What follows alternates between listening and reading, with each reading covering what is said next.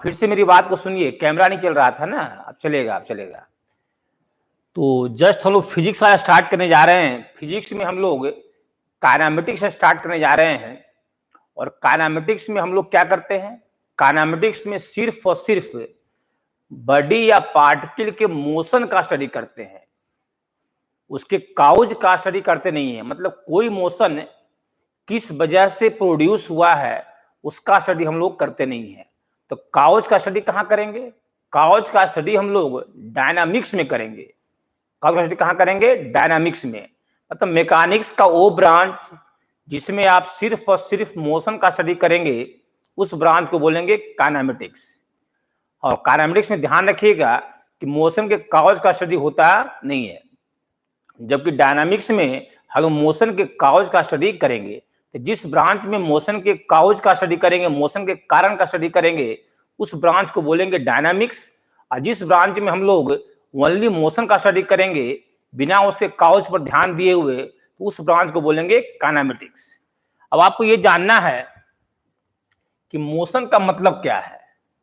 हम देखिए आपके सामने भी बिल्कुल खड़े हैं, तो आप ये बताइए क्या हम मोशन में हैं या नहीं है? आप बताइए हम मोशन में हैं या नहीं है? एनीवन? आप लोग बताएं कि हम मोशन में हैं या नहीं है?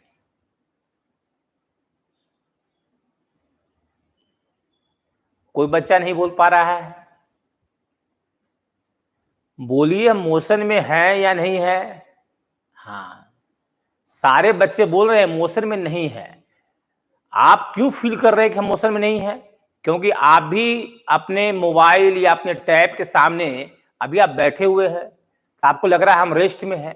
आप सोचिए, अगर आप किसी बस से ट्रैवल करते हुए हमको देख रहे होते, तो आपको फील होता कि हम मोशन में हैं। किसी भी बॉडी का मोशन में होना या नहीं होना वो ऑब्जर्वर पर डिपेंड करता है। मतलब ऑब्जर्वर क्या ऑब्जर्व करता है। जैसे आप ट्रेन से मूव कर रहे हैं, जस्ट 1 मिनट। जैसे मान लिया आप एक ट्रेन से मूव कर रहे हैं, ये आपका ट्रेन है।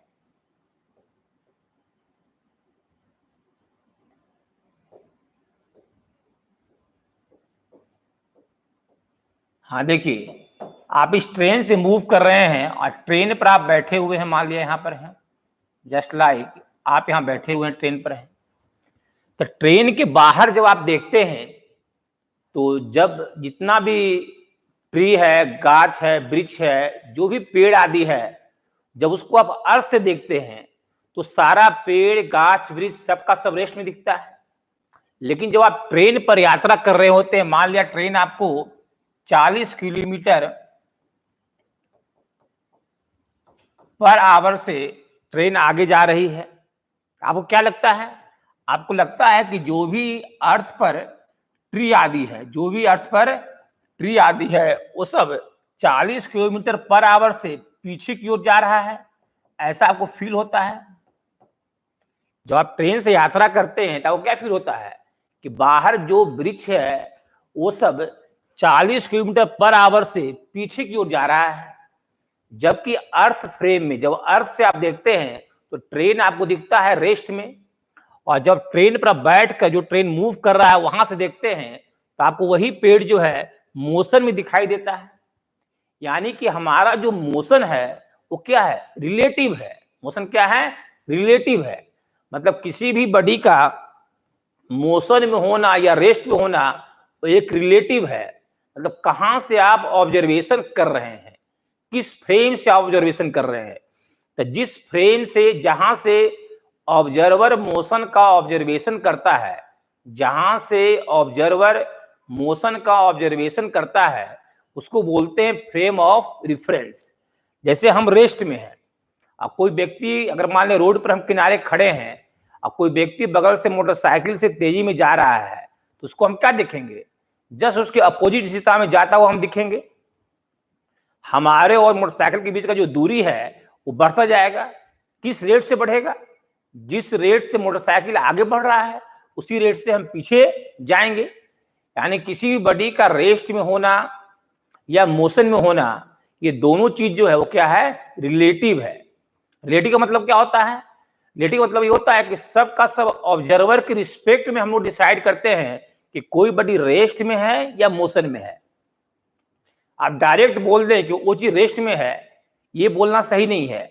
आपको बोलना पड़ेगा कि किसके रिस्पेक्ट में वो रेस्ट में है, किसके रिस्पेक्ट में वो रेस्ट में है। जैसे हम यहाँ पर बैठे हुए हैं, बिल्कुल स्थिर दिखाई दे रहे हैं। अब कोई व्यक्ति मान लिया चांद पर चला जाए, अब कोई ऐसा टेलीस्कोप का आविष्कार हो जाए कि चांद से हमको देख सके, तो चांद पर जाकर क्या देखेगा कि हम मोशन में हैं।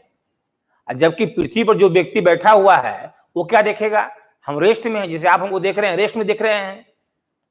और दूसरे ग्रह का जो व्यक्ति है वो हमको मोशन में दिखेगा। उसको दिखेगा कि जिस रफ्तार से पृथ्वी घूम रहा है उस रफ्तार से हम उसको मूव करता हुआ दिखाई देंगे।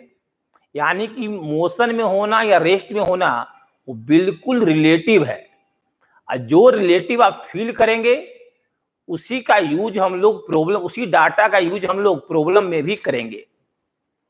मतलब आने वाले क्लास में जो भी फार्मूला मोशन का आएगा उन सारे फार्मूला में जो भी डिस्टेंस, डिस्प्लेसमेंट, वेलोसिटी, एक्सेलरेशन, ये सारा जो मोशन का जो पैरामीटर है, ये सारा पैरामीटर जो आपका है वो सब का सब क्या है, रिलेटिव है। सबका सब क्या है, रिलेटिव है। तो आज के बाद ध्यान देना है कि कोई भी पार्टिकल या बॉडी मोशन या रेस्ट में है, ये कहने से पहले आपको बोलना पड़ेगा कि किस ऑब्जर्वर के रिस्पेक्ट में आप ये बात कर रहे हैं।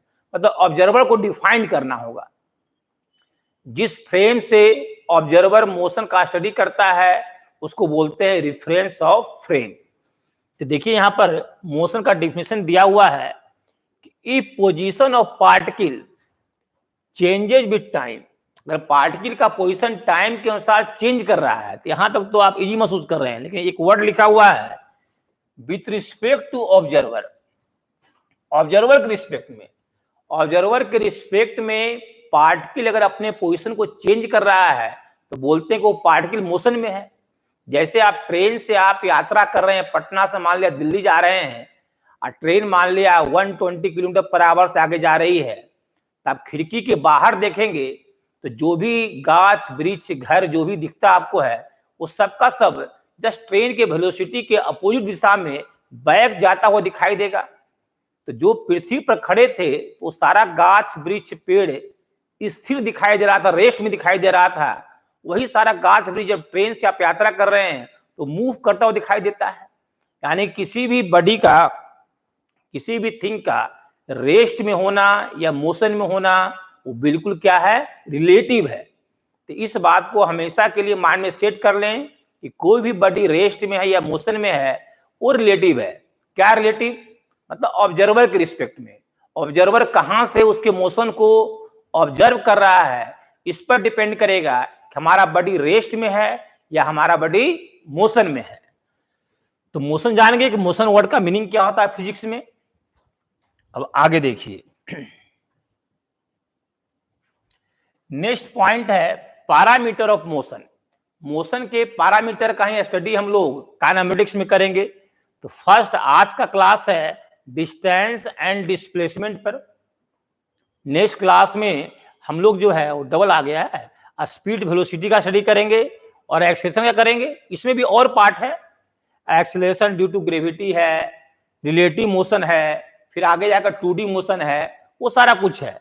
लेकिन पैरामीटर ऑफ मोशन क्या है, distance, displacement, speed, velocity and acceleration. इन सभी का डीप स्टडी करेंगे और ये सारा क्वांटिटी जो भी है वो सब क्या है, रिलेटिव है। वो क्या है, रिलेटिव है। हाँ, अब नेक्स्ट पॉइंट जानिए कि डिस्टेंस डिस्प्लेसमेंट तो ही है। कोई भी पार्टिकल जब मोशन करेगा तो किसी न किसी पाथ को फॉलो करेगा। जैसे ये एक पाथ है पार्टिकल का, पार्टिकल ए से बी मूव कर रहा है, ए से बी इस पाथ को फॉलो करते हुए मूव कर रहा है। तो जिस पाथ में पार्टिकल मूव करेगा उस पाथ को बोलते हैं, उस पाथ को बोलते हैं ट्रैजेक्टरी। क्या बोलते हैं, ट्रैजेक्टरी। कोई हिंदी जानने की आवश्यकता नहीं है, जस्ट इंग्लिश में ही जानिए, डिफिनेशन जानिए उसका। बहुत सारे बच्चे क्या होते हैं, एकदम हिंदी में लगे रहते हैं, काश हिंदी जान जाते हैं इसका। हिंदी नहीं जानना है, आप उसके डिफिनेशन को जानिए। अब सोचिए जो बच्चा इंग्लैंड में पढ़ रहा है, क्या वो हिंदी जानने की कोशिश करता है क्या? बिल्कुल नहीं करता है, वो उसके मीनिंग को जानता है। तो आप भी मीनिंग को जानिए कि ट्रेजेक्टरी क्या है। जिस पाथ को बॉडी जब मोशन में होगा तो किसी न किसी पाथ को फॉलो करेगा, उस पाथ को ही बोलते हैं ट्रेजेक्टरी।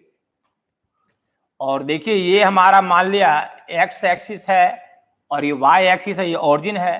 पार्टिकल मान लिया एनी पॉइंट पी पर है, इस पी के पोजीशन को आप दिखा सकते हैं। अगर 2D लिए हैं तो एक्स वाई के द्वारा कोऑर्डिनेट में। अब वेक्टर में क्या होगा, वेक्टर में पोजीशन वेक्टर से आप इस पॉइंट को दिखा सकते हैं। जस्ट 1 मिनट, थोड़ा सा तिरछा हो गया है ये, जस्ट 1 मिनट, थोड़ा रुक जाइए थोड़ा। हाँ देखिए जी, तो इसको हम लोग पोजीशन वेक्टर आर से दिखा सकते हैं। आर से, आर क्या होगा, एक्स आई प्लस वाई जे, और समय के साथ पार्टिकल का पोजीशन क्या होगा, चेंज करेगा। तो जो एक्स और वाई है वो टाइम पर डिपेंड कर रहा है।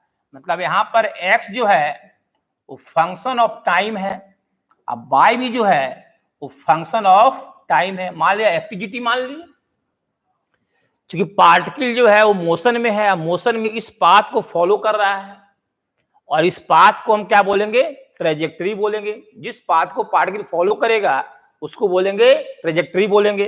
और एनी टाइम टी पर पार्टिकल का पोजीशन एक्स वाई है, तो जो एक्स और वाई है वो टाइम पर डिपेंड करेगा। तो टाइम के प्रोग्रेस के साथ ही एक्स वाई कोऑर्डिनेट प्रत्येक पॉइंट का क्या हो रहा है, चेंज हो रहा है।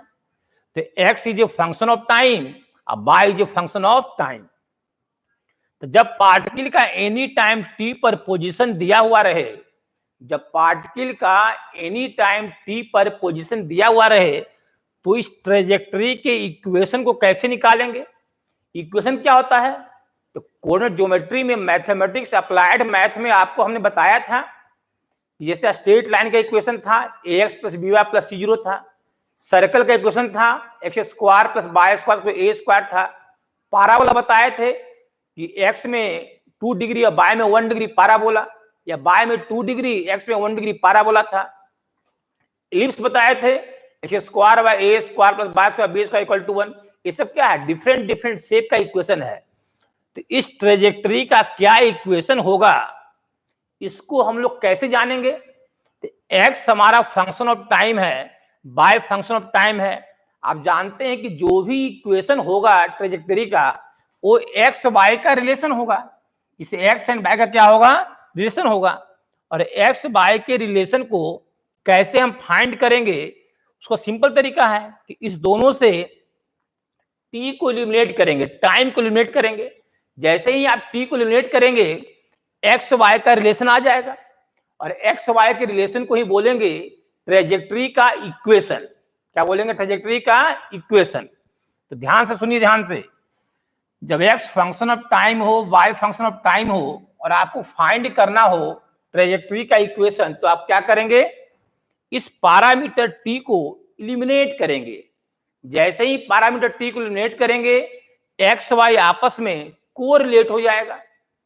जब एक्स वाई आपस में कोरिलेट हो जाएगा, उसी कोरिलेशन को तो इस ट्रेजेक्टरी का हम बोलेंगे इक्वेशन। जैसे एग्जांपल देते हैं, मान लिया आपका x इक्वल टू दिया हुआ है, कुछ भी ले लीजिए, a cos t दिया हुआ है, y इक्वल टू दिया हुआ है a sin t। मतलब एनी टाइम t पर पार्टिकल का पोजीशन आपका है एक्स आई प्लस वाई जे। इसको ऐसे लिख सकते हैं कि पार्टिकल का पोजीशन है a cos t i plus y sin y into a sin t j, y sin t j। Just 1 minute, थोड़ा सा पेज चेंज कीजिए। हाँ देखिए, इधर ध्यान दीजिए। हाँ, तो पार्टिकल का एनी टाइम टी पोजीशन है a cos t i by sin t j। तो हमको इस पार्टिकल का ट्रेजेक्टरी निकालना है, मतलब पार्टिकल किस पाथ को फॉलो कर रहा है उस पाथ का इक्वेशन निकालना है। तो क्या करेंगे, इस दोनों से t को एलिमिनेट करेंगे। कैसे एलिमिनेट करेंगे, तो sin t cos t जब भी रहे, सुनिए ध्यान से मेरी बात को, जब भी sin t या cos t रहे तो वहां एलिमिनेट करने का दो तरह का लॉजिक है। एक लॉजिक है कि sine square t plus cos square t equal to 1 का यूज कीजिए, उसमें साइन टी कॉस टी का वैल्यू डाल दीजिए, हो जाएगा एलिमिनेट। दूसरा लॉजिक है कि एक से वैल्यू साइन टी का निकालिए और उसके माध्यम से कॉस टी निकालिए और दूसरे वाले में कॉस टी पुट कर दीजिए। तो दो तरीके से हम लोग साइन और कॉस के मामले में इलिमिनेशन करते हैं। तो दोनों तरीका आपको हम बताने जा रहे हैं। हाँ, इस प्रॉब्लम में सबसे आसान होगा कि हम लोग इस फॉर्मूले का इस्तेमाल कर लें कि cos square t plus sign square T, trigo से जानते हैं 1 होता है, तो यहां से साइन टी आ जाएगा बाई बाई ए और कॉस टी आ जाएगा एक्स वाई ए। तो कॉस टी यहां पर एक्स वाई ए रखिए, एक्स वाई ए का square, sine T by by A का स्क्वायर रखिए इक्वल टू 1। तो आपको आ गया x square plus Y square, जो ए स्क्वायर है उसको राइट भेजिए इक्वल टू ए स्क्वायर। तो ये हमारा सर्कल हो गया। एक कोऑर्डिनेट ज्योमेट्री में पढ़ाया गया था, this is a equation of circle having centre 0 0 and radius A, and radius A. ठीक है, कुछ कीड़ा आया क्या इस पर?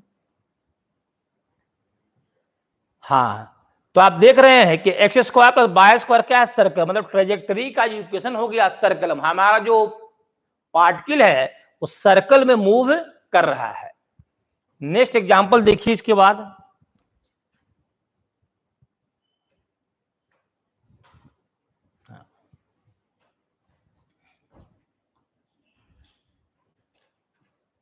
हाँ देखिए, क्वेश्चन यहां दिया हुआ है, if a particle is moving in x y plane such that r equal to this है। देखिए यहां ध्यान दीजिए, आर इक्वल टू दिया हुआ है पार्टिकल का पोजीशन एनी टाइम टी पर 2 साइन 3t, और ये आई कैप, और यहां पर जे होगा तो जे कैप देंगे, अब plus 2 into 1 minus cos 3t, और ये जे कैप, आई कैप जे कैप यूनिट वेक्टर है एक्स वाई के लॉन्ग। ये पार्टिकल का एनी टाइम टी पर पोजीशन है। पूछ रहा है कि पार्टिकल के मोशन का ट्रेजेक्टरी क्या होगा, पूछ रहा है कि पार्टिकल किस पाथ को फॉलो कर रहा है। तो उसके लिए टी को एलिमिनेट करना होगा। कैसे एलिमिनेट करेंगे, तो देखिए एक्स इक्वल टू आपका है 2 साइन 3t और y इक्वल टू आपका है 2 इंटू 1 माइनस कॉस 3t।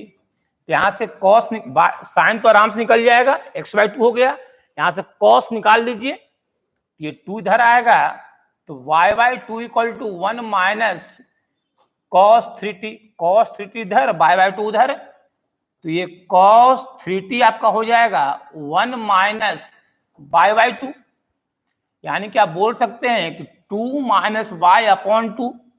और हम लोग जानते हैं कि sine square 3t plus cos square 3t ट्रिगोस क्या होता है, 1 होता है। और यहां से देखिए साइन 3t का वैल्यू एक्स वाई 2 है, तो एक्स वाई 2 का स्क्वायर हो गया, और कॉस 3t का वैल्यू 2 माइनस वाई बाई 2 है, तो 2 माइनस वाई बाई 2 है, इसका स्क्वायर हो गया इक्वल टू 1। तो इस तरह देखिए हम लोग को आ गया, ट्रेजेक्टरी आ गया। और अगर आप कोऑर्डिनेट ज्योमेट्री पढ़े होते तो आप बोलते हैं कि एक्स स्क्वायर का मल्टीप्लायर अब वाई स्क्वायर का मल्टीप्लायर सेम आने वाला है, तो ये पाथ भी सर्कल ही आपको आ रहा है। ठीक है, और जो नीट के हैं वो सिर्फ इक्वेशन लिख दें, उसी से काम उनका चल जाएगा। लेकिन जो आईआईटी के बच्चे हैं उनको नेम बताना होगा कि ट्रेजेक्टरी का नेम क्या है। तो सर्कल में बताया जाएगा, या आप जानते, पढ़ाया भी गया सर्कल आपको फिजिक्स में, X square plus Y square A square. तो सर्कल कैसे पहचानेंगे, जिस इक्वेशन में एक्स स्क्वायर वाई स्क्वायर का मल्टीप्लायर इक्वल हो और x इंटू वाई का टर्म नहीं हो उसको हम लोग बोलेंगे सर्कल बोलेंगे। तो इस इक्वेशन में एक्स स्क्वायर का मल्टीप्लायर 1/4 है, तो इसको स्क्वायर करेंगे तो बाय स्क्वायर का मल्टीप्लायर भी 1/4 आएगा। एक्स इंटू वाई का टर्म नहीं आ रहा है, मतलब ये भी पाथ जो होगा वो क्या होगा, सर्कल पाथ होगा। मतलब हमारा जो पॉइंट है वो सर्कल पाथ में मूव कर रहा है। नेक्स्ट क्वेश्चन देखिए, इसके बाद देखिए क्या दिया हुआ है, if particle is moving in x y plane according to rule, particle इस रूल के अनुसार मूव कर रहा है। यहां पर दिया हुआ है कि x equal to -8 sine pi t है और y इक्वल टू दिया हुआ है -2 cos 2 पाई टी।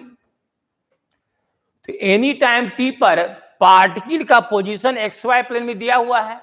हमको पूछ रहा है कि पार्टिकल के मोशन का पाथ क्या होगा, मतलब ट्रेजेक्ट्री क्या होगा। ठीक है, तो चलिए आराम से साइन टी कॉस टी तो आराम से यहाँ निकल जाएगा। तो यहाँ भी सेम वही रूल लग रहा है, साइन स्क्वायर एंगल क्या है, सॉरी यहाँ पर चेंज है, यहाँ एंगल देखिए पाई टी है और यहाँ एंगल देखिए 2 पाई टी है। तो स्क्वायर से काम चलने वाला नहीं है, कुछ और सोचना पड़ेगा। बता रहे हैं क्या सोचना पड़ेगा, आप यहां लिखेंगे by equal to -2 into cos 2 pi t का फॉर्मूला बताए थे, एंगल हाफ करने का फॉर्मूला साइन में त्रिकोण में बताया गया आपको है फिजिक्स में ही, 1 - 2 साइन स्क्वायर और ये एंगल हाफ हो जाएगा 2 पाई टी से बन जाएगा पाई टी। याद दिलाते हैं, देखिए ये फॉर्मूला बताया गया था आपको, याद कीजिए ये फॉर्मूला बताया गया था, cos 2 थीटा होता है 1 - 2 साइन स्क्वायर थीटा। ये फॉर्मूला ट्रिगो में एंगल हाफ करने का आपको बताया गया था, तो उसी फॉर्मूला का इस्तेमाल यहां पर कर लिए। अब ये साइन पाई टी जो हमारा है x/-8, इस वैल्यू को यहां क्या करेंगे, पुट कर देंगे। जैसे ही t एलिमिनेट होगा हमारा पाथ मिल जाएगा, मतलब ट्रेजेक्टरी हम लोग का मिल जाएगा। तो चलिए उस काम को हम लोग करते हैं। हाँ देखिए, तो y इक्वल टू -2 इंटू 1 - 2 और साइन स्क्वायर पाई टी, यहां से साइन पाई टी है x/-8, स्क्वायर करेंगे तो x² / 64 आएगा। क्या आएगा, x² / 64 हो गया। एक्स वाई का रिलेशन आ गया और ट्रेजेक्टरी आ गया, इसको पहचान सकते हैं। एक्स में 2 डिग्री है, अब बाएं में 1 डिग्री है, तो ये क्या है, पाराबोला। ये क्या है, पाराबोला। ये बताया गया है फिजिक्स में आपको, फिजिक्स में मैथमेटिक्स जो पढ़ाए हैं उसमें बताया गया है कि पाराबोला कैसे पहचानेंगे। एक्स में 2 डिग्री अब बाएं में 1 डिग्री, क्या होता है, पाराबोला। एक्स में हाईएस्ट पावर 2 अब बाएं में हाईएस्ट पावर 1, तो एक्स में 2 डिग्री अब बाएं में 1 डिग्री, क्या होता है, पाराबोला। तो जो हमारा पार्टिकल के मोशन का जो पाथ होगा वो पाराबोला होगा, नोट कीजिए।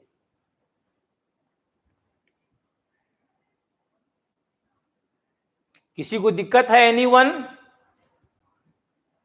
किसी विद्यार्थी को कोई समस्या है, आगे बढ़ें। तो फिजिक्स में क्या है, एवरीथिंग में कंसेप्ट बिल्कुल क्लियर होना चाहिए। और आप लोग को हम बोल रहे हैं कि आप लोग जो पीछे का मैथमेटिक्स है, जो कैलकुलस पढ़ाए हैं, जो बेसिक कोऑर्डिनेट बताए हैं, वो सबको रिवाइज कीजिए। किसी को प्रॉब्लम है तो अपना प्रॉब्लम लिखिए।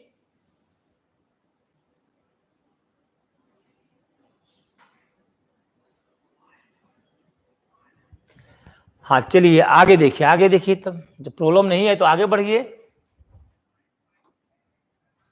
हाँ देखिए, फ्रेम ऑफ रेफरेंस बताए थे अभी आपको कि जिस ऑब्जर्वर जिस फ्रेम से मोशन का स्टडी करता है उसको बोलते हैं फ्रेम ऑफ रेफरेंस।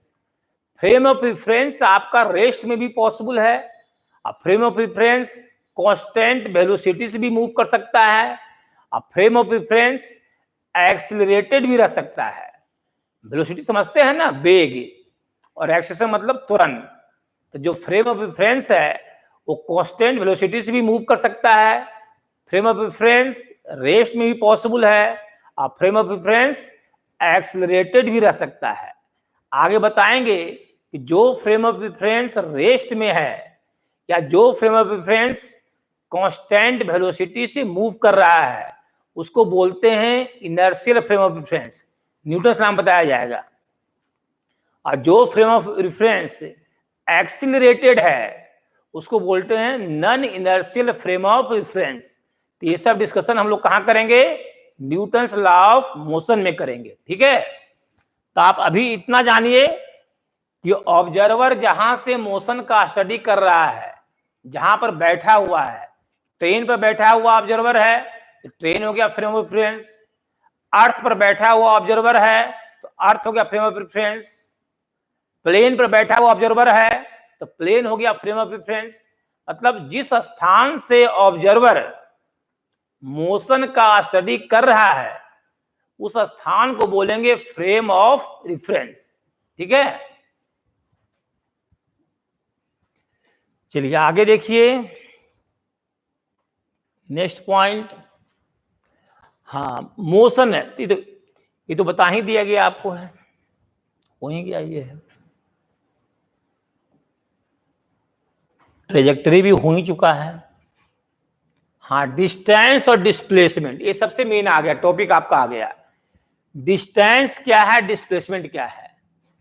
तो मैथ में क्या बोलते हैं, मैथ में कहा जाता है कि ये पॉइंट ए है, ये पॉइंट बी है, पूछते हैं कि ए बी के बीच का डिस्टेंस क्या है, तो आप क्या करते हैं, ए बी को एक लाइन से ज्वाइन कर देते हैं, कहते हैं कि ए बी के बीच का यही डिस्टेंस है।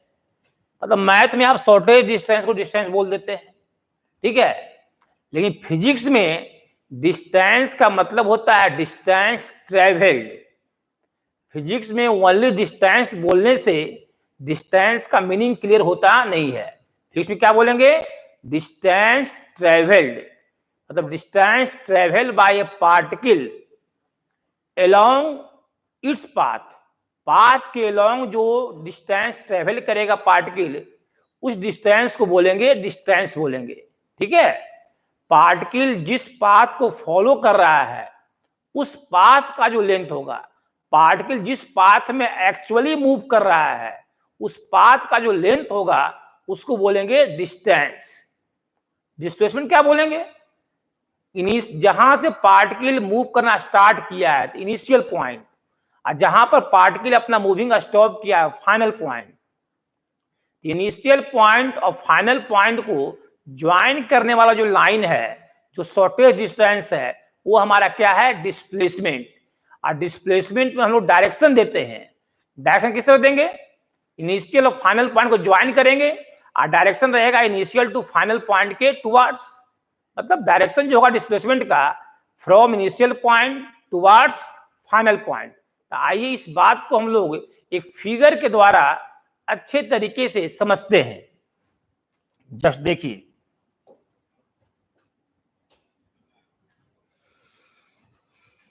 हाँ इसको पढ़ लीजिए। Distance is a length of actual path covered by particle to reach one point to another point. Displacement क्या है, displacement is a shortage distance between two points to reach from one point to another in given interval. हाँ, given interval of time क्या होता है, interval of time का मतलब हुआ हिंदी में समय अंतराल। मतलब आप 3 बजे यहां हैं और 3:30 पर कहीं और चले गए तो समय का अंतराल जो हुआ, इंटरवल ऑफ टाइम हुआ, वो 30 मिनट का हुआ। इंटरवल जस्ट गैप हुआ, इंटरवल मतलब टाइम का इंटरवल। जैसे आप फिल्म देखते हैं तो फिल्म के बीच में देता है ना, इंटरवल लिखता है। तो क्या है, जहां पर फिल्म स्टॉप हुआ, फिल्म जब दोबारा स्टार्ट होगा उसके बीच का गैप इंटरवल हो गया। मतलब किसी भी मोशन कितना देर तक हुआ, जितने ड्यूरेशन तक हुआ, वो टाइम इंटरवल हो गया। ठीक है, हाँ तो जस्ट फिगर देखिए, फिगर से सारी बातें अच्छी ढंग से समझ में आपको आएंगी। हाँ देखिए, इधर ध्यान दीजिए, ये हमारा एक्स एक्सिस है और ये हमारा वाई एक्सिस है, वाई एक्सिस।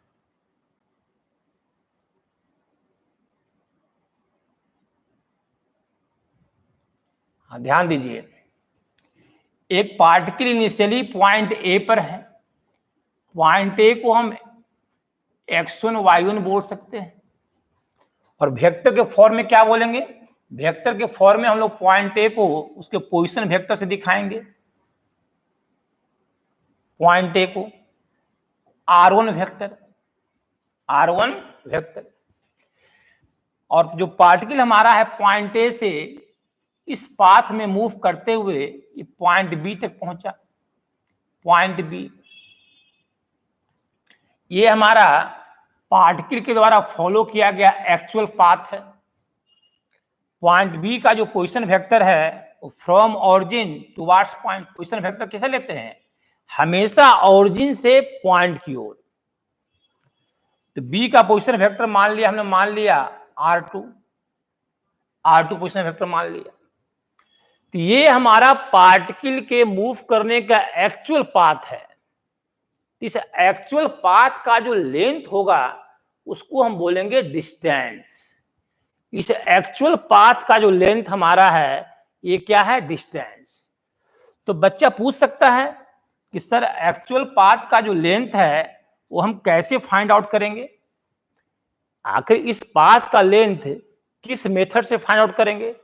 क्योंकि अगर ये सर्कल होता तो आप बोलते कि चलिए 2πr है तो उसी का पार्ट है तो कहीं कहीं πr या πr/3 बोल देते, लेकिन कोई फिक्स शेप तो नहीं है, ना तो ये सर्कल का पाथ है, न ये पाराबोला का पाथ है, न ये इलिप्स का पाथ है। ये सारा पाथ बताए हुए हैं कोण ज्योमेट्री में आपको।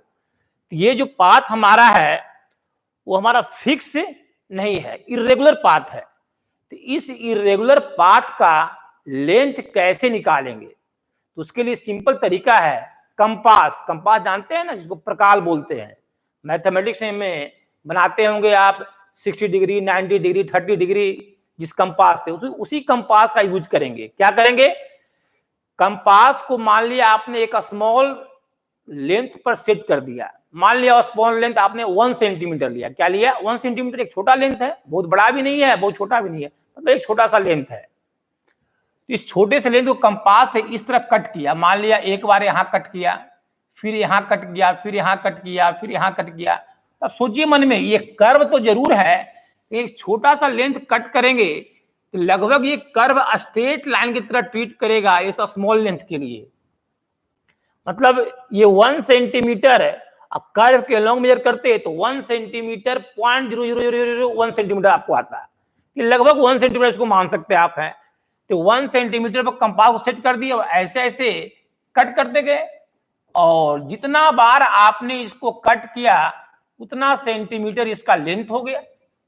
जितना बार आपने उसे कंपास से कट किया उतना सेंटीमीटर हमारे इस पाथ का लेंथ हो गया।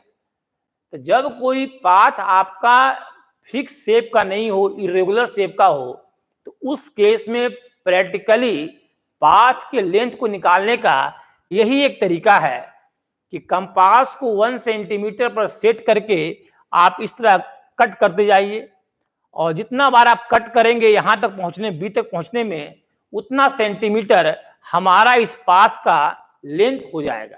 ठीक है, तो इस तरह से आप इरेगुलर जो पाथ है, जो स्पेसिफिक कर्व नहीं है जिसको आप जानते हैं, उसके लेंथ को हम लोग मेजर करते हैं, और पाथ के लॉन्ग जो भी लेंथ आएगा उसी को हम बोलेंगे डिस्टेंस। ठीक है, तो जो डिस्टेंस, मान लिया बीच में कोई पॉइंट हम लोकेट कर दें डी, हम बोलेंगे कि डिस्टेंस जो हमारा है, डिस्टेंस वो क्या है, आप डिस्टेंस ट्रेवल्ड बोलिए, ज्यादा अच्छा रहेगा। तो डिस्टेंस ट्रेवल, पाथ के लॉन्ग जो डिस्टेंस आपने ट्रेवल किया है वो क्या है, A D B, A D B.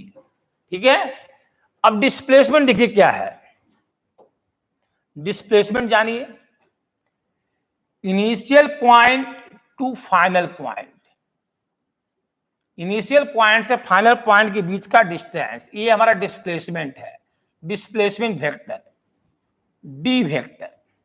ठीक है, डिस्प्लेसमेंट वेक्टर, डी वेक्टर बोलिए, चाहे इसको आप एस वेक्टर ही बोलते हैं।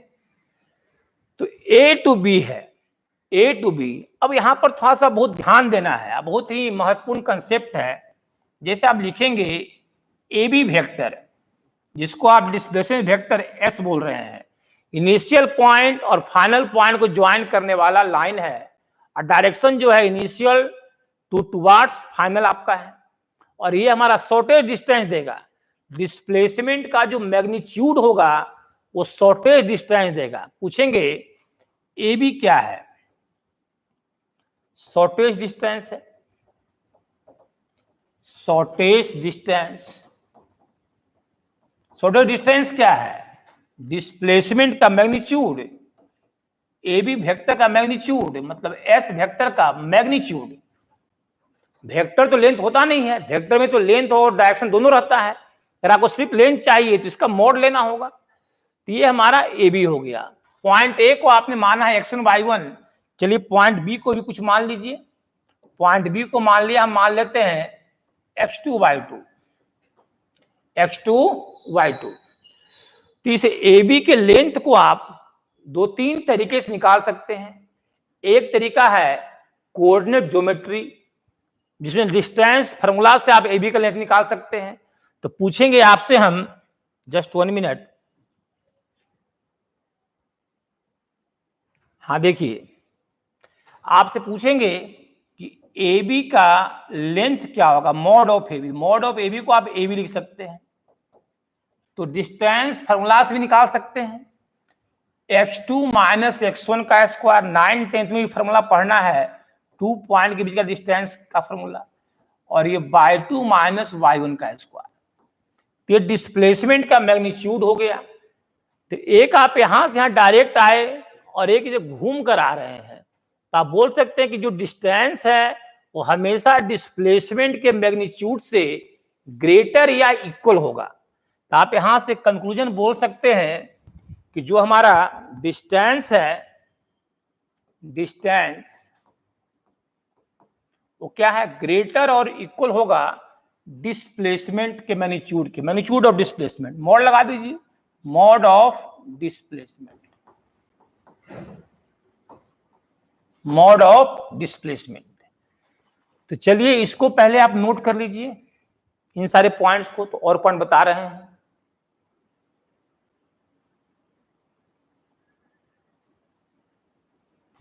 हाँ, जस्ट 1 मिनट, फिर से देखिए, इसी फिगर में और बहुत कुछ देखना हम लोग को है। आपने लिखा, इसको भी हटा दीजिए, ये भी यहां रहेगा, ठीक नहीं लग रहा है। हाँ देखिए, ध्यान दीजिए इधर, आपने लिखा जो डिस्प्लेसमेंट वेक्टर हमारा है वो ए बी वेक्टर है। ये ए बी वेक्टर क्या होगा, तो जस्ट ध्यान दीजिए कि इस वेक्टर के हेड पर इस वेक्टर का टेल है, तो हम कह सकते हैं कि r1 vector plus s vector equal to r2 vector. चूंकि यहां पर डबल टेल है और यहां पर इसका भी हेड है और इसका भी हेड है, यहां डबल हेड है, तो टेल हेडेड जो है इस दोनों वेक्टर का एडिशन देगा। तो r1 vector plus s vector का सम कौन देगा, टेल हेडेड देगा, मतलब r2 वेक्टर देगा, r2 वेक्टर। यहां से s वेक्टर आप लिख सकते हैं r2 vector minus r1 vector, r2 vector minus r1 vector. s vector क्या है, ए बी वेक्टर है, A B vector, r2 vector minus r1 vector. यहां से लॉजिक को थोड़ा सा ध्यान दीजिए आप। ए बी वेक्टर आपको आया r2, तो ये r2 क्या है, ये ऑरिजिन O है, तो ये ओ बी वेक्टर है, ओ बी माइनस ये r1 क्या है, ओ ए वेक्टर है, ये ओ बी वेक्टर और ये ओ ए वेक्टर, ओ ए वेक्टर है। तो आप क्या देखें कि ए बी वेक्टर जो है वो फाइनल पॉइंट बी का मतलब होता है वेक्टर में ओ बी, अब पॉइंट ए का मतलब ओ ए, मतलब फाइनल माइनस इनिशियल।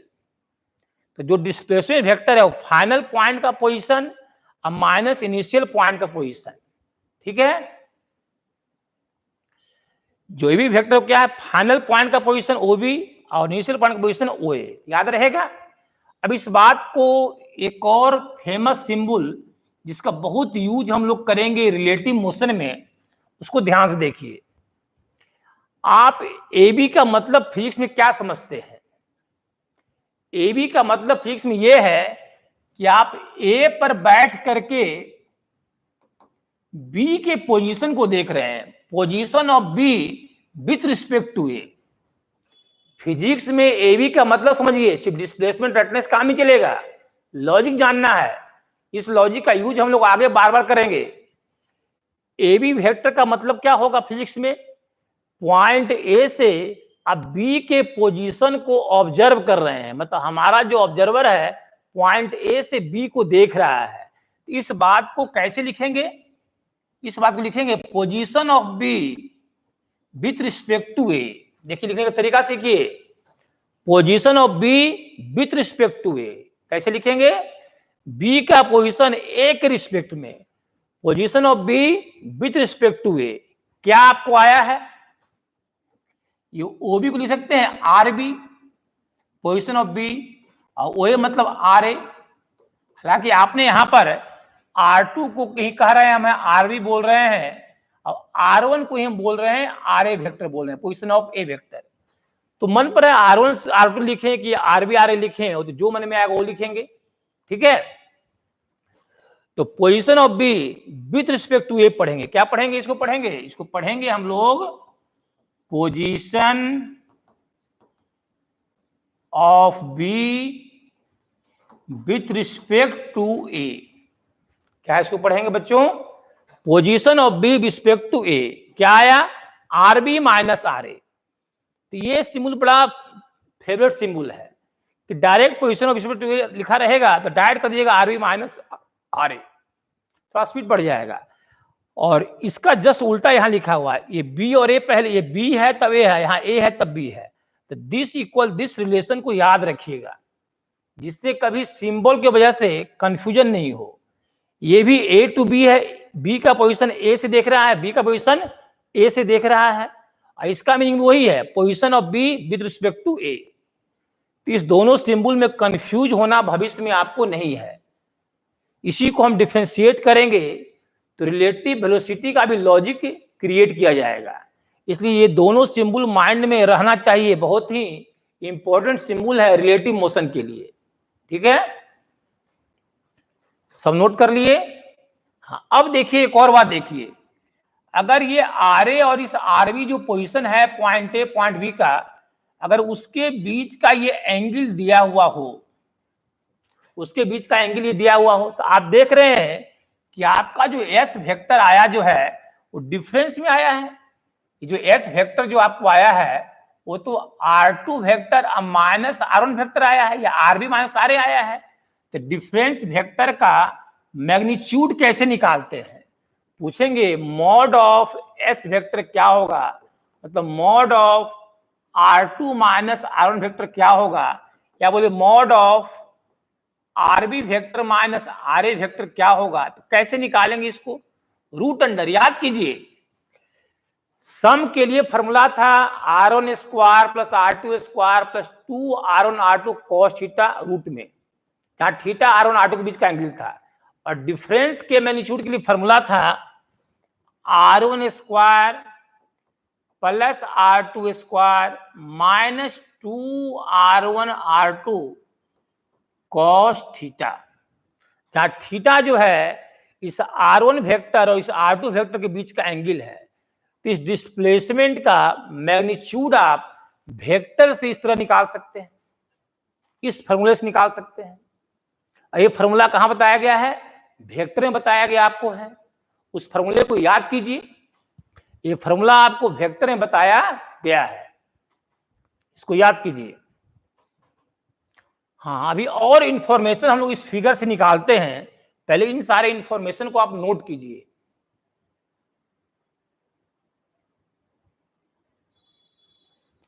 हाँ देखिए, एक बच्चा बोल रहा है कि टाइम रिलेटिव है क्या?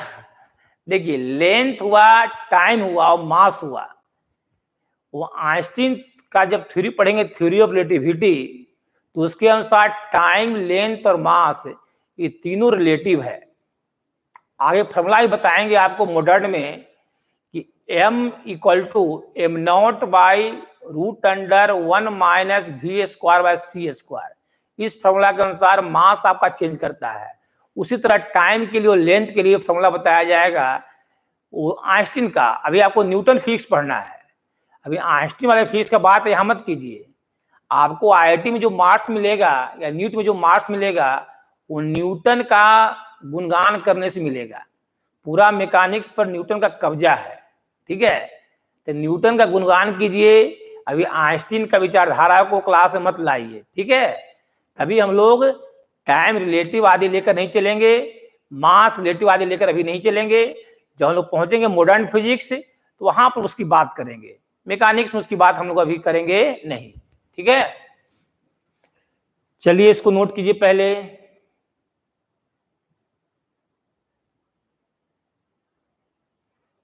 हाँ चलिए फिर बता रहे हैं नए तरीके से, देखिए जरा ध्यान से। फिजिक्स में क्या है कि डिफरेंट अप्रोच सीखने की आपको सख्त आवश्यकता है।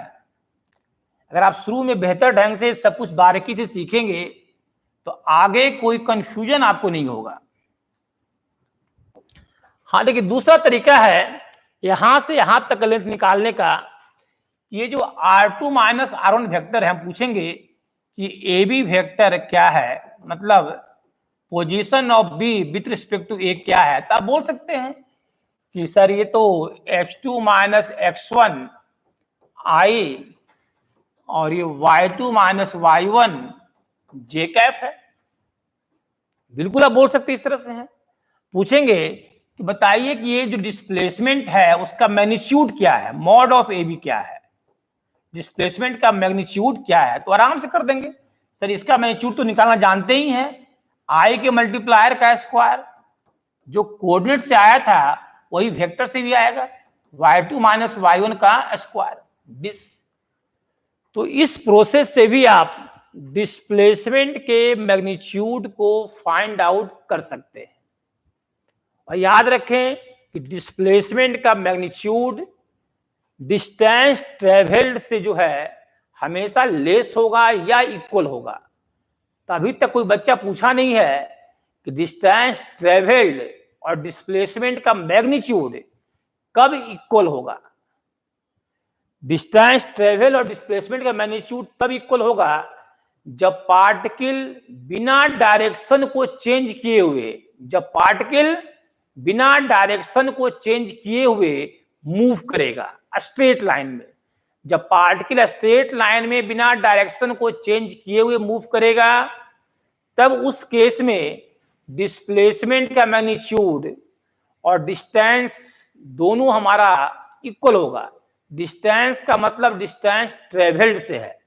फिजिक्स में मोस्ट एप्रोप्रिएट वर्ड डिस्टेंस नहीं है, फिजिक्स में मोस्ट एप्रोप्रिएट वर्ड है डिस्टेंस ट्रेवल्ड। जब डिस्टेंस ट्रेवल बोलते हैं तो एक्चुअल पाथ के लॉन्ग ट्रेवल का हम बात करते हैं, और एक्चुअल पाथ के लॉन्ग जो डिस्टेंस ट्रेवल्ड होता है उसको बोलते हैं हम लोग हैं फिजिक्स में डिस्टेंस, ठीक है। तो जस्ट इधर नोट कर लिए इसको। अब आगे देखिए फिगर दिखाते हैं। देखिए कोई पार्टिकल ए पर है और ये ए से जो है स्ट्रेट लाइन में बी तक मूव किया, पार्टिकल बी पर पहुंचा। तो यहां से यहां तक जो स्ट्रेट लाइन मोशन किया, कहीं भी पार्टिकल का डायरेक्शन चेंज किया नहीं है। तो उस केस में हम पूछेंगे कि डिस्टेंस क्या है। तो डिस्टेंस भी हमारा ए बी होगा। डिस्प्लेसमेंट क्या है, डिस्प्लेसमेंट का डिस्प्लेसमेंट क्या नहीं है, डिस्प्लेसमेंट का मैग्नीट्यूड क्या है, तो वो भी हमारा ए बी होगा, magnitude of displacement, magnitude of displacement.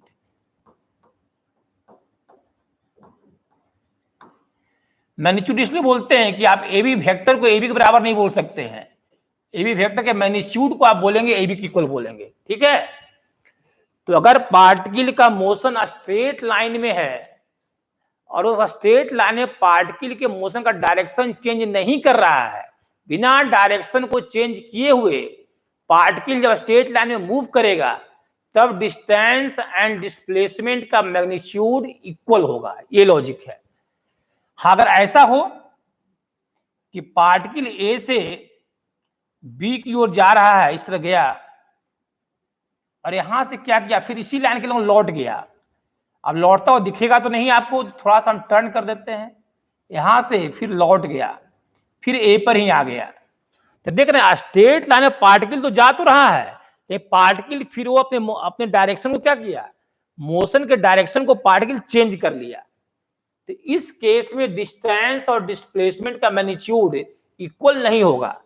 पूछेंगे कि पार्टिकल ए से बी गया, अब बी से लौट कर पुनः ए आ गया, अगर ये डिस्टेंस मान लिया आर है, यहां से यहां तक लेंथ मान लिया आर है, तो पूछेंगे कि पार्टिकल के द्वारा कितना डिस्टेंस कवर हुआ। तो जाने में आर और आने में भी आर लेंथ, मतलब 2r डिस्टेंस कवर हुआ पार्टिकल के द्वारा। पूछेंगे कि डिस्प्लेसमेंट क्या हुआ, डिस्प्लेसमेंट क्या हुआ, डिस्प्लेसमेंट 0 है, इनिशियल पॉइंट भी यही है, फाइनल पॉइंट भी पार्टिकल लौटकर यहीं पर आ गया है, तो फाइनल माइनस इनिशियल हमारा क्या आ रहा है, 0 आ रहा है। तो इस केस में डिस्प्लेसमेंट क्या है, 0 है। तो डिस्प्लेसमेंट 0 कब होगा, जब इनिशियल पॉइंट और फाइनल पॉइंट दोनों मोशन का कोइंसाइड कर जाए, तो उस केस में डिस्प्लेसमेंट जो हमारा होगा वो 0 होगा। जैसे एक और एग्जांपल देखिए, जैसे एक पार्टिकल है जो इस सर्कल में मूव कर रहा है, मान लिया अभी हाफ सर्कल ही लेते हैं, पार्टिकल ए से बी मूव किया और इस पाथ के लॉन्ग मूव कर रहा है, इस पाथ के लॉन्ग मूव कर रहा है हमारा पार्टिकल, और इस सर्कल का रेडियस दिया हुआ है आर। पूछेंगे कि डिस्टेंस क्या है, तो डिस्टेंस तो पाथ के लॉन्ग जो ट्रेवल हुआ है लेंथ। तो आप जानते हैं कि पूरा सर्किल का पेरीमीटर होता है 2 पाई आर, ये तो हाफ ही पेरीमीटर है, तो पाई आर, पाई इंटू आर, तो पाई इंटू आर डिस्टेंस हो गया। पूछेंगे कि डिस्प्लेसमेंट क्या है, डिस्प्लेसमेंट का मैग्नीट्यूड क्या है, तो आप क्या बोलेंगे, इनिशियल पॉइंट और फाइनल पॉइंट के बीच का डिस्टेंस, रेडियस आर है तो ये भी आर होगा, 2r। तो डिस्प्लेसमेंट क्या हो गया, 2r हो गया। डिस्प्लेसमेंट का मैग्नीट्यूड क्या हो गया, 2r। जब भी लेंथ का बात करेंगे तो डिस्प्लेसमेंट का मैग्नीट्यूड बोलेंगे, ठीक है। फिजिक्स में आपके वर्ड का एक्यूरेसी होना बहुत जरूरी है, एक्यूरेट वर्ड का इस्तेमाल कीजिए फिजिक्स में, उससे कंफ्यूजन कभी आपको नहीं होगा। हाँ, पूछेंगे वेक्टर क्या होगा, तो ए भी वेक्टर है, डिस्प्लेसमेंट हमारा ए भी वेक्टर है, मैग्नीट्यूड 2r है।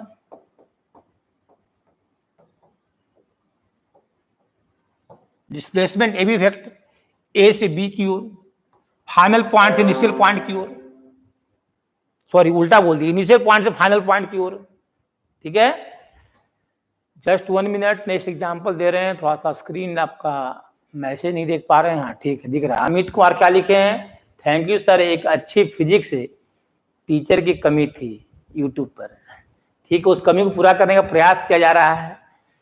हाँ नेक्स्ट देखिए, नेक्स्ट एग्जांपल देखिए, कोई पार्टिकल मान लिया ए से सर्कुलर पाथ में मूव कर रहा है और ये मूव करते करके पुनः ए पर ही आ गया। तो सर्कुलर पाथ के लॉन्ग हमारा पार्टिकल जो है मूव कर रहा है और ये मूव करते करते पुनः ए पर ही आ गया। तो इस ये पाथ, ये डायरेक्शन दिया, पाथ किस पाथ के लिए मूव कर रहा है उसको इंडिकेट किया गया है, ठीक है। तो पार्टिकल ए से चला और ए पर ही आ गया, तो इस केस में आपका डिस्टेंस कितना होगा। अगर सर्किल का रेडियस आर हो तो डिस्टेंस हो जाएगा 2 पाई आर, पूरा पाथ के long 2 pi r length cover किया है, कि जहां से चला वहीं पर आ गया, initial point final point same हो गया, इनिशियल पॉइंट फाइनल पॉइंट के बीच का डिस्टेंस तो 0 हो गया। तो यहां पर डिस्प्लेसमेंट का जो मैग्नीट्यूड है, डिस्प्लेसमेंट का जो मैग्नीट्यूड है वो क्या आ गया, 0 आ गया। हमारा डिस्प्लेसमेंट इस केस में 0 आ गया, और जो हमारा जो डिस्टेंस है वो सर्किल के पाथ के लॉन्ग क्या हो गया, 2 पाई आर हो गया, 2 पाई आर, नोट कीजिए। हाँ नेक्स्ट देखिए, इसके बाद क्या है। हाँ देखिए, क्वेश्चन दिया हुआ है कि particle moves 5 metre along east, just 1 minute,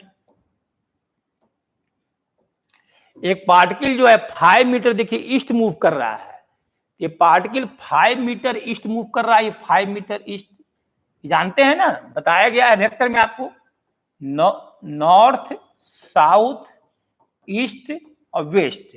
ये पार्टिकल 5 मीटर ईस्ट मूव किया, and then 12 metre towards north, और 12 मीटर टुवार्ड्स नॉर्थ, देखिए नॉर्थ ऊपर है तो नॉर्थ की तरफ 12 मीटर मूव किया, तो करा डिस्प्लेसमेंट और डिस्टेंस क्या होगा, तो जो डिस्टेंस है तो पाथ के लॉन्ग लेंथ लेंगे, तो 5 + 12, तो जो हमारा डिस्टेंस है वो तो क्लियर है कि 5 + 12 17 हो गया, 17 मीटर। और जो डिस्प्लेसमेंट है जहां से मोशन स्टार्ट हुआ है वो से स्टार्ट हुआ, इंड कहां हुआ, बी पर, तो इनिशियल पॉइंट और फाइनल पॉइंट को ज्वाइन करने वाला ये लाइन से जो वेक्टर क्रिएट होगा इनिशियल टू फाइनल, ये हमारा डिस्प्लेसमेंट वेक्टर होगा। पूछेंगे कि डिस्प्लेसमेंट क्या है, डिस्प्लेसमेंट आप बोलेंगे ओबी वेक्टर, ओबी वेक्टर, हाँ ओबी वेक्टर का मैग्नीट्यूड क्या है, तो आप बोलेंगे पाइथागोरस से √5² और 12², 5 का स्क्वायर प्लस 12 का स्क्वायर, 25 + 144 कितना हो गया, 169, इसका रूट आ गया 13 मीटर, तो डिस्प्लेसमेंट का मैग्नीट्यूड हो गया 13 मीटर, ये कितना आ गया, 13 आ गया, ये 13 मीटर, नोट कीजिए। हाँ, इसके बाद नेक्स्ट क्वेश्चन देखिए, डिस्टेंस एंड डिस्प्लेसमेंट पर। A particle moves in a semi circle radius r from A to B, ये तो हो चुका है, बता चुके अभी कुछ देर पहले है, ये हो चुका है। हाँ, इसको देखिए, कह रहा है कि ये particle moves in a circle of radius r, इस सर्कल का रेडियस r है, सेंटर मान लिया यहां पर ले लिए, ए particle moves in a circle of radius r from A to B, A से बी जो है पार्टिकल जो देखिए सर्कल के लॉन्ग मूव कर रहा है, ए से बी, ऐसे ए से बी की ओर पार्टिकल सर्कल के लॉन्ग मूव कर रहा है, ठीक है, as figure, find the distance and displacement, तो कह रहा है क्या डिस्टेंस और क्या डिस्प्लेसमेंट होगा, तो डिस्टेंस तो पाथ के लॉन्ग जो आपका लेंथ आएगा, तो ए बी का लेंथ, ए बी जो हमारा ये है वो 60 बना रहा है, तो आप लोग पढ़े होंगे रेडियस r है, तो ए बी का जो लेंथ आएगा, कर्व ए बी का लेंथ जो आएगा, कर्व ए बी का लेंथ वही हमारा डिस्टेंस होगा। तो पढ़े हैं ना, L = होता है r थीटा, तो जो ये लेंथ मान लिया L है, तो L कितना हो जाएगा, r और थीटा, तो r तो कैपिटल R यहाँ पर है और थीटा यहाँ 60 डिग्री है, 60 को आप बोल सकते हैं π/3 रेडियन, तो r π/3 हमारा इसका लेंथ हो गया, ए बी का हो गया।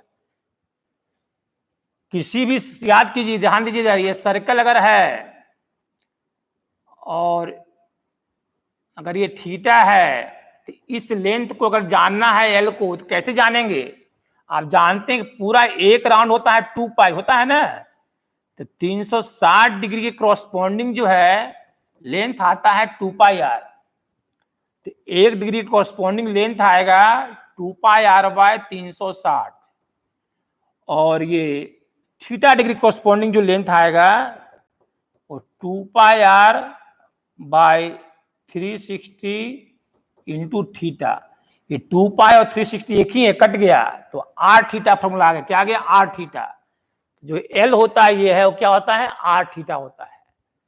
हाँ, अब है डिस्प्लेसमेंट, डिस्प्लेसमेंट तो यहां से यहां तक का लेंथ डिस्प्लेसमेंट है, ए भी हमारा डिस्प्लेसमेंट है, इनिशियल पॉइंट मोशन का ए है और फाइनल पॉइंट बी है, तो इनिशियल पॉइंट को फाइनल पॉइंट ज्वाइन करा दिए, ये हमारा डिस्प्लेसमेंट है, इसका लेंथ चाहिए, तो देखिए ये 60 है और दोनों रेडियस इक्वल है, ये बेस एंगल इक्वल होगा, ये 60 है तो दोनों मिलके 120 होगा, 120 + 60 होता है 180, तो दोनों मिलके 120 होगा, तो दोनों 60 और 60 में डिवाइड कर लेगा अपने को, क्योंकि r इक्वल है, अगर ट्रायंगल का दो साइड इक्वल हो तो बेस एंगल इक्वल होगा, तो 120 को 2 इक्वल पार्ट में डिवाइड कर लेगा, 60 इक्विलैटरल ट्रायंगल हो गया, और इक्विलैटरल ट्रायंगल में एवरी साइड इक्वल, अगर ये r है ये r है, तो ये भी क्या होगा, r होगा, तो डिस्प्लेसमेंट का जो मैग्नीट्यूड है, एबी वेक्टर का जो मैग्नीट्यूड है कितना आ रहा है, आर। तो डिस्प्लेसमेंट का मैग्नीट्यूड कितना आ रहा है, आर आ रहा है। तो इसको नोट कीजिए। तो डिस्प्लेसमेंट भी जान गए आप इस फिगर में। और कोई क्वेश्चन है? हाँ, यहां देखिए, इस फिगर में देखिए, इस फिगर में बताना है कि क्या डिस्टेंस और क्या डिस्प्लेसमेंट है। तो पहले डिस्टेंस निकाल देते हैं। हाँ, क्वेश्चन क्या है, एक पार्टिकल ए से मूव कर रहा है इस पाथ के अलॉन्ग, और मूव करते करते पॉइंट बी पर पहुंचा है। तो पूछ रहा है कि ए से बी तक डिस्टेंस कितना ट्रेवल्ड किया। तो ट्रेवल डिस्टेंस क्या है, तो ये तो 10 मीटर है, 10। ये सेमी सर्किल है, रेडियस कितना है, 10 मीटर। तो ये क्या होगा, पूरा सर्किल का होता है 2 पाई आर, तो हाफ का क्या होता है, पाई आर। तो पाई आर, आर 10 है, तो 10 पाई आर हो गया। और प्लस ये लेंथ 5 मीटर है, 5। ये रेडियस हमारा 5 है, तो पाई आर मतलब 5 पाई आर। सेमी सर्किल का हाफ राउंड क्या होगा, पाई आर होगा। तो ये हमारा क्या हो गया, डिस्टेंस हो गया। और डिस्प्लेसमेंट का मैग्नीट्यूड, डिस्प्लेसमेंट का मैग्नीट्यूड क्या होगा, तो देखिए इनिशियल पॉइंट और फाइनल पॉइंट को ज्वाइन करने वाला लाइन होगा। तो डॉट से मिला दीजिए इसको। ए से बी तक का लेंथ इसी के लॉन्ग है, येलो लाइन के लॉन्ग ही है, थोड़ा सा डिवाइड कर गया है। तो देखिए यहां से यहां तक का लेंथ तो 10 हो गया, रेडियस 10 है। तो सोचिए ये 10 है तो ये भी 10 होगा, तो 10 + 10 20 हो गया, तो +20 हो गया। फिर ये 5 है, +5 हो गया। और रेडियस कितना, 5। तो ये 5 है और ये 5 है, तो ये 5 + 5 10 हो गया।